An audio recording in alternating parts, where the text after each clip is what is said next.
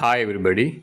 Last Friday Nifty 50 opened gap up and it closed above 26,300 and in Nifty 50 all the sector closed positive except FMCG and telecommunication. So in stock wise, HDFC Bank, ICICI Bank and Reliance, the heavy weightage sector closed positive to support the index. And the main tracker is the ITC and the Kotak Bank and the Axe. And in ITC stock, we all know the government put the excess duty on the cigarette. As a result, all the brokerage downgraded the ITC company except UBS. So Novoma brokerage, however, give the some positive notes by the why stopped these shots of the reduce. So here are the main four reasons. The first one is the strong dividend yield of around 4%, and the next one is the expectation of the favorable tobacco raw material cost, and next one is the benefit from the GST cut on the ITC's large food portfolios, and next one is the paper business acquisition with the margins seems at the bottoming out by the FY27. So the main reason and the strong reason is the strong dividend yield which is around 4%, which is huge for the ITC. For example, now the currently ITC company is trading around 350. Now the dividend yield is the 4.10%. If the price comes below 350, then again it will increase the dividend yield. So there will be a dividend benefit of this ITC.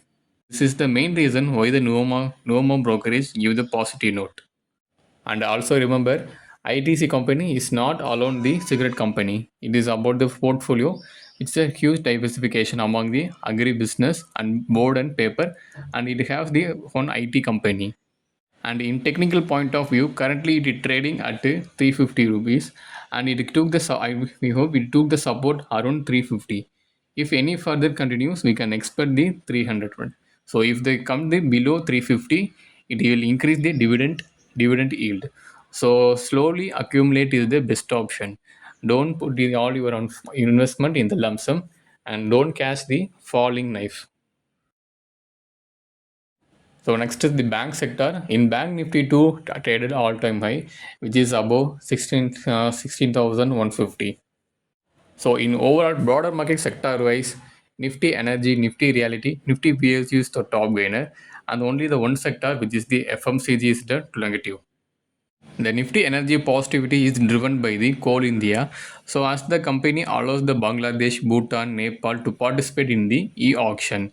So it will boost the margin and reverse the trends of the posting lower takeoff volume of the coal. And another sector which is the metal, it was driven by the NTPC and JSW Energy. Actually, which is the metal is a power company. So after it was increased by 4%, after the Jeffrey expect the more power stocks to rebound in the 2026. It was mainly supported by the demand recovery on the data center expansion and rising the EV sales. After market hour, the famous PSU Bank, which is the Punjab Nation Bank, announced their Q3 update. So in this update, we can see deposit and the advances.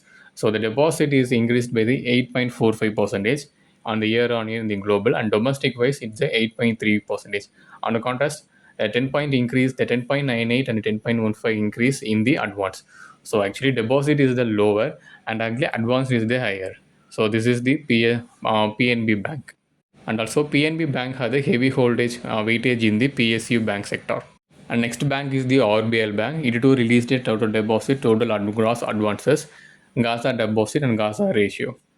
And next one is the Bank of the India, the global business and global advances and the global deposit all increased and it about 10%.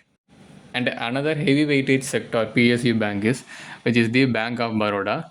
That is their business to increase to above 14.3% in the advances. In deposited, it is 10.325%. So literally, the both PNB Bank and Bank of Baroda shows that the advance is more than the deposit growth.